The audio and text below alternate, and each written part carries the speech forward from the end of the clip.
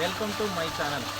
ಇವತ್ತು ತೆಲಂಗಾಣದಲ್ಲಿರುವಂತಹ ರಾಂಪಲ್ಲಿಯಲ್ಲಿರುವಂತಹ ಸ್ವರ್ಣಗಿರಿ ಟೆಂಪಲ್ಗೆ ಬಂದಿದ್ದೀವಿ. ಇಲ್ಲಿ ತೆಲಂಗಾಣದಲ್ಲಿ ನೆಲೆಸಿರುವಂತಹ ಇದು ಹೊಸದಾಗಿ ಮಾಡಿರುವಂತಹ ಸ್ವರ್ಣಗಿರಿ ಟೆಂಪಲ್ಲು. ಈ ಟೆಂಪಲ್ನಲ್ಲಿ ವೆಂಕಟೇಶ್ವರ ಸ್ವಾಮಿ ಸ್ಥಾಪನೆಯನ್ನು ಮಾಡಿದ್ದಾರೆ. ಬನ್ನಿ ಈಗ ಏನೇನಿದೆ ಅಂತ ತೋರಿಸ್ತೀವಿ. ನೋಡಿ, ಸ್ಟಾರ್ಟಿಂಗ್ ನಮಗೆ ಹೋಗ್ತಿದ್ದಂಗೆ ಎಂಟ್ರೆನ್ಸಲ್ಲಿ ಬ್ರಹ್ಮರಥ ಸಿಗುತ್ತೆ. ಎಲ್ಲ ಸ್ಟೋನಲ್ಲೇ ಮಾಡಿರೋವಂತಹದ್ದು. ಇದು ತುಂಬ ಚೆನ್ನಾಗಿದೆ. ಅದಾದಮೇಲೆ ನೋಡ್ಬೋದು ನೀವು ಎಂಟ್ರೆನ್ಸಿಂದನೇ ಎಷ್ಟು ಚೆನ್ನಾಗಿ ದೇವಸ್ಥಾನದ ವ್ಯೂ ಕಾಣಿಸ್ತಿದೆ ಅಂತ. ಬನ್ನಿ ನೋಡಿ, ಎಲ್ಲೇ ಹೋದರೂ ನಾವು ದೇವಸ್ಥಾನದಲ್ಲಿ ವೆಂಕಟೇಶ್ವರ ಸ್ವಾಮಿ ದೇವಸ್ಥಾನ ಎಲ್ಲಿದ್ದರೂ ಕೂಡ ದ್ವಾರಪಾಲಕರಾಗಿ ಜಯ ಮತ್ತು ವಿಜಯ ಸ್ಟ್ಯಾಚ್ಯೂನ ನಿಲ್ಲಿಸಿರ್ತಾರೆ. ಯಾಕಂದರೆ ವೈಕುಂಠದಲ್ಲಿ ದ್ವಾರಪಾಲಕರಾಗಿ ಜಯ ವಿಜಯರು ಇದ್ದರು ಅನ್ನೋ ನಂಬಿಕೆ ನಮಗಿದೆ. ಅದಕ್ಕಾಗಿ ಎಲ್ಲೇ ವೆಂಕಟೇಶ್ವರ ಸ್ವಾಮಿ ದೇವಸ್ಥಾನಕ್ಕೆ ಹೋದರೂ ಕೂಡ ನಮಗೆ ದ್ವಾರಪಾಲಕರಾಗಿ ಜಯ ವಿಜಯರು ಸಿಗ್ತಾರೆ. ನೆಕ್ಸ್ಟು ನೀವು ವೆಂಕಟೇಶ್ವರ ಪಾದಗಳನ್ನ ನಾವು ನೋಡ್ಬೋದು. ಇಲ್ಲಿ ಎಲ್ಲ ತುಂಬ ಜನ ನಮಸ್ಕಾರ ಮಾಡಿಕೊಂಡು ಒಳಗಡೆ ಹೋಗ್ತಿರ್ತಾರೆ.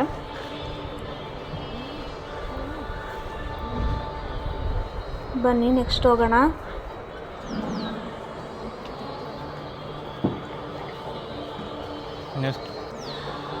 ನೆಕ್ಸ್ಟ್ ನೋಡಿ, 108 ಮೆಟ್ಲುಗಳಿದೆ ಇಲ್ಲಿ, ಸ್ಟೆಪ್ಸು. ಇಲ್ಲಿ ಮಹಾವಿಷ್ಣುವಿನ ದಶಾವತಾರಗಳನ್ನ ಕೆತ್ತಿದ್ದಾರೆ. ಇದು ಮತ್ಸ್ಯಾವತಾರ, ಎಲ್ಲ ಅಮೃತ ಶಿಲೆಯಲ್ಲಿ ಮಾಡಿರುವಂತಹದ್ದು. ತುಂಬ ಚೆನ್ನಾಗಿದೆ. ನೀವು ನೆಕ್ಸ್ಟ್ ಬಂದರೆ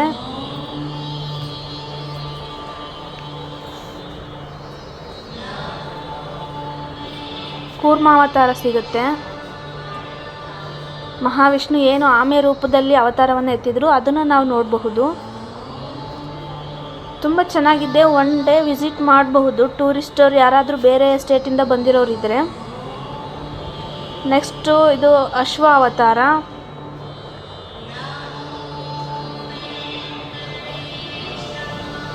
ಅದನ್ನು ಬಂದು ನೆಕ್ಸ್ಟ್ ಬಂದರೆ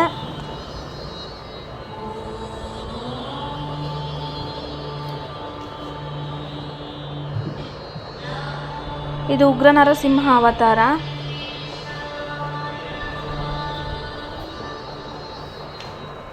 ಬಿಸಿಲು ಟೈಮಲ್ಲಿ ಬಂದರೂ ಏನೂ ತೊಂದರೆ ಇಲ್ಲ. ಮೇಲ್ಗಡೆ ಶೀಟ್ ಹಾಕಿದ್ದಾರೆ, ಅಷ್ಟೊಂದೇನು ಬಿಸಿಲು ಅನಿಸಲ್ಲ. ನೆಕ್ಸ್ಟ್ ಇದು ವಾಮನ ಅವತಾರ, ನೀವು ನೋಡಬಹುದು.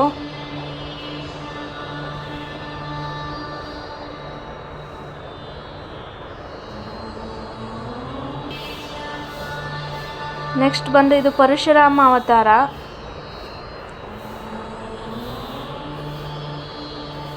ಹೀಗೆ ಒಂದು ಸೈಡ್ ನಾವು ಸ್ಟಾರ್ಟಿಂಗ್ ಏನು ಮೆಟ್ಲುಗಳನ್ನ ಹತ್ಕೊಂಡು ಹೋಗ್ತೀವಿ ಆ ಸೈಡ್ ಮಾತ್ರ ದಶಾವತಾರ ಹಾಕಿರೋದು. ಇದು ಶ್ರೀರಾಮ ಅವತಾರ. ನಾವು ಡೌನ್ ಸೈಡ್ ಏನು ಇಳಿತೀವಿ ಆ ಸೈಡು ದಶಾವತಾರ ಮೂರ್ತಿಗಳನ್ನ ಹಾಕಿಲ್ಲ. ಇದು ಬಲರಾಮ ಅವತಾರ.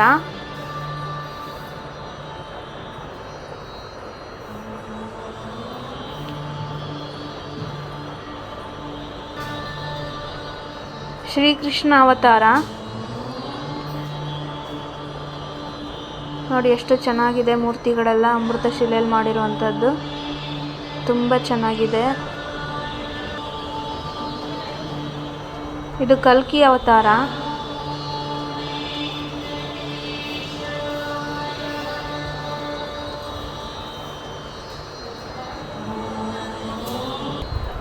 ಬನ್ನಿ ದೇವಸ್ಥಾನದ ಒಳಗಡೆ ಹೋಗೋಣ. ದೇವಸ್ಥಾನದ ಒಳಗಡೆ ನಮಗೆ ಮೊಬೈಲ್ ಅವೈಲಬಲ್ ಇಲ್ಲ.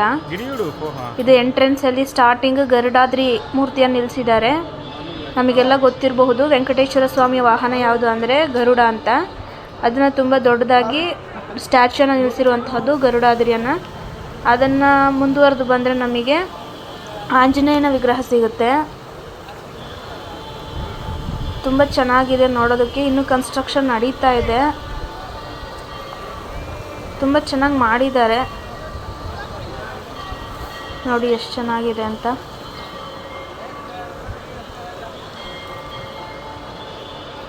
ನೋಡಿ ದೇವಸ್ಥಾನದ ವ್ಯೂ ಎಷ್ಟು ಚೆನ್ನಾಗಿದೆ. ಎಲ್ಲ ಕಲ್ಲಲ್ಲೇ ಮಾಡಿರುವಂಥದ್ದು, ತುಂಬ ಚೆನ್ನಾಗಿದೆ. ಒಂದ್ಸಲ ವಿಸಿಟ್ ಮಾಡಿ.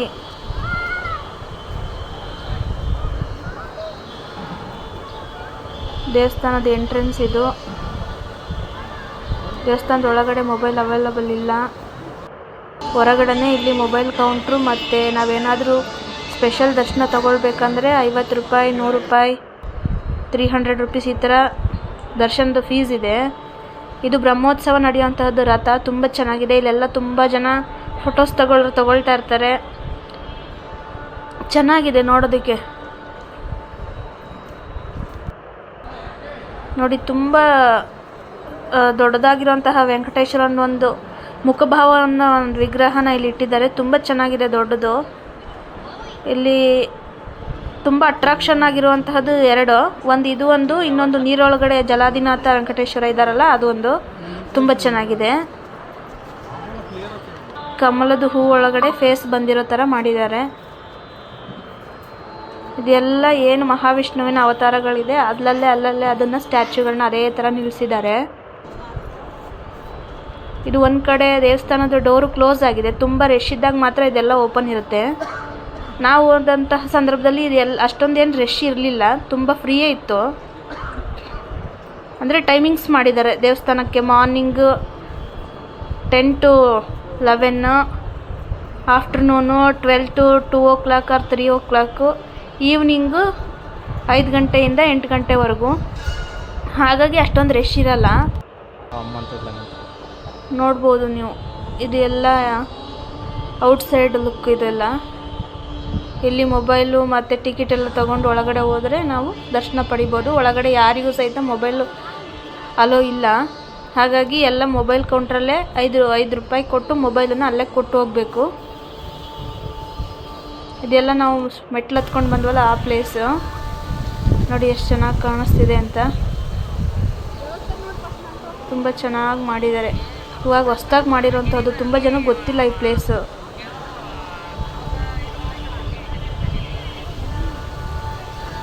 ತುಂಬ ಚೆನ್ನಾಗಿದೆ ನೋಡಿ ವ್ಯೂ.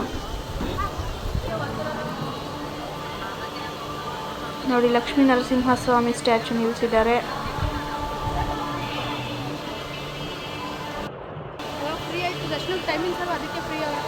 ನೋಡಿ ಇದು ದೀಪಸ್ತಂಭ. ಹಬ್ಬ ದಿನಗಳಲ್ಲಿ ಇದೆ, ಎಲ್ಲದರಲ್ಲೂ ದೀಪವನ್ನು ಹಚ್ಚಿಡ್ತಾರೆ. ತುಂಬ ಚೆನ್ನಾಗಿ ಕಾಣಿಸುತ್ತೆ ಅಂತ. ನೋಡಿ ವೆಂಕಟೇಶ್ವರ ಸ್ವಾಮಿದು ಶಂಕು ಚಕ್ರ, 3 ನಾಮ ಎಲ್ಲ ಇದೆ. ಪಾದಗಳು ಸಹಿತ ಇದೆ. ಇದರ ಡೌನ್ ಸೈಡಲ್ಲಿ ಇಳಿದು ಹೋದರೆ ಇಲ್ಲಿ ನೀರಲ್ಲಿರುವಂತಹದ್ದು ವೆಂಕಟೇಶ್ವರ ಸ್ವಾಮಿ ಮಲಗಿರುವಂತಹ ಒಂದು ವಿಗ್ರಹ ಇದೆ. ಅದು ಕೂಡ ತುಂಬ ಚೆನ್ನಾಗಿದೆ.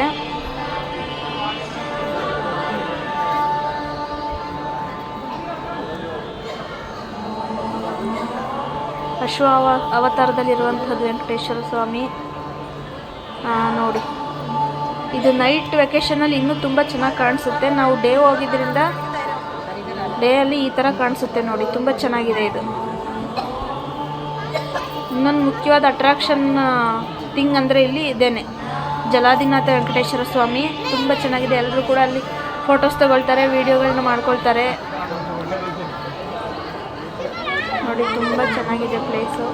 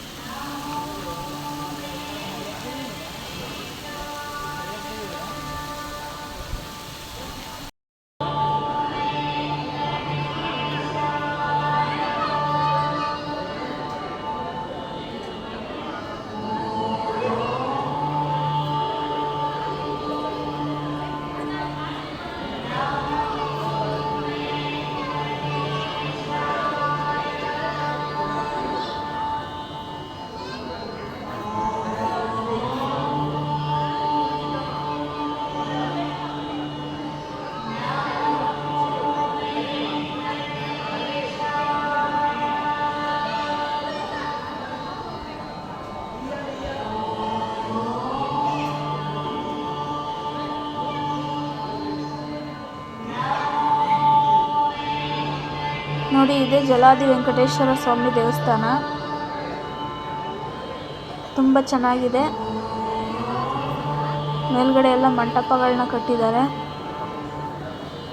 ಕೆಳಗಡೆಯಲ್ಲಿ ನೀರಲ್ಲಿ ವೆಂಕಟೇಶ್ವರ ಸ್ವಾಮಿ ಇರುವಂತಹದ್ದು. ಸಿಕಂದ್ರಾಬಾದಿಂದ ತುಂಬ ಹತ್ತಿರನೇ ಇದೆ. ಬಸ್ ಫೆಸಿಲಿಟೀಸ್ ಎಲ್ಲ ಇದೆ. 30-35 ಕಿಲೋಮೀಟರ್ ಇದೆ. ಬರಬಹುದು, ಏನೂ ತೊಂದರೆ ಇಲ್ಲ. ತುಂಬ ಚೆನ್ನಾಗಿದೆ. ದಿನನಿತ್ಯ ಅನ್ನಪ್ರಸಾದ ಕೂಡ ಇರುತ್ತೆ. ಟೈಮಿಂಗ್ಸು, ಅದರಲ್ಲೂ ಡೊನೇಟ್ ಮಾಡೋರು ಮಾಡ್ಬೋದು ಅನ್ನಪ್ರಸಾದಕ್ಕೆ ದುಡ್ಡನ್ನು. ಹೊಸದಾಗಿ ನಿರ್ಮಿಸಿರುವಂತಹ ದೇವಸ್ಥಾನ ಆಗಿರೋದ್ರಿಂದ ತುಂಬ ಜನಕ್ಕೆ ಈ ದೇವಸ್ಥಾನ ಗೊತ್ತಿಲ್ಲ.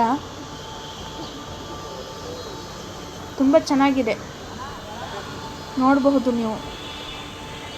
ದೇವಸ್ಥಾನದ ಒಳಗಡೆ ಕ್ಯಾಮ್ರಾ ಅಲೋ ಇಲ್ಲ, ಅದರಿಂದ ಅದು ಒಳಗಡೆ ನೋಡೋದಕ್ಕೆ ತೋರಿಸೋದಕ್ಕೆ ಆಗೋದಿಲ್ಲ. ಅಲ್ಲಿ ವೆಂಕಟೇಶ್ವರ ಸ್ವಾಮಿ, ಲಕ್ಷ್ಮೀದೇವಿ, ಅಲುಮೇಲ ದೇವಿಯನ್ನು ನೆಲೆಸಿದ್ದಾರೆ. ತುಂಬ ಚೆನ್ನಾಗಿದೆ ಒಳಗಡೆನೂ ಕೂಡ. ಬ್ರಹ್ಮೋತ್ಸವ ನಡಿಬೇಕಿದ್ರೆ, ಶ್ರೀನಿವಾಸ ಕಲ್ಯಾಣ ನಡೆಯಬೇಕಿದ್ರೆ ಎಲ್ಲ ತುಂಬ ಚೆನ್ನಾಗಿರುತ್ತಂತೆ. ನಾವು ಬಂದಿಲ್ಲ ಆ ಟೈಮಲ್ಲಿ, ಆದರೆ ಇಲ್ಲಿ ಎಲ್ಲ ಹೇಳ್ತಾರೆ ಆ ಥರ. ನೋಡಿ ಎಷ್ಟು ಚೆನ್ನಾಗಿದೆ ಅಂತ. ಎಲ್ಲ ನೀರಲ್ಲಿ ಸೆಟ್ ಮಾಡಿರುವಂತಹದ್ದು ವಾಟರ್ ಫಾಲು. ತುಂಬ ಚೆನ್ನಾಗಿದೆ. ಯಾರ್ಯಾರು ಇಲ್ಲಿ ದಿನನಿತ್ಯ ಅನ್ನದಾನ ಕೂಡ ನಡೆಯುತ್ತೆ. ಡೊನೇಟರ್ಸು, ಸ್ವರ್ಣಗಿರಿ ಟೆಂಪಲ್ ಡೊನೇಟರ್ಸಿಗೆ ಅಮೌಂಟನ್ನು ನೀಡ್ಬೋದು. ಎಷ್ಟೋ ಜನ ಭಕ್ತಾದಿಗಳಿಗೆ ಸಹಾಯ ಆಗುತ್ತೆ. ಯಾರ್ಯಾರು ಹೊಸದಾಗಿ ನಮ್ಮ ಚಾನಲ್ನ ನೋಡ್ತಾ ಇದ್ದೀರಾ, ಪ್ಲೀಸ್ ಲೈಕ್ ಮಾಡಿ, ಶೇರ್ ಮಾಡಿ, ಕಮೆಂಟ್ ಮಾಡಿ, ಸಬ್ಸ್ಕ್ರೈಬ್ ಆಗೋದನ್ನು ಮರಿಬೇಡಿ. ಹೀಗೆ ನಮಗೆ ಸಪೋರ್ಟ್ ಮಾಡ್ತಾಯಿರಿ ಅಂತ ಹೇಳ್ತಾ ಬಾಯ್ ಬಾಯ್. ನೆಕ್ಸ್ಟ್ ವೀಡಿಯೋದಲ್ಲಿ ಸಿಗ್ತೀವಿ.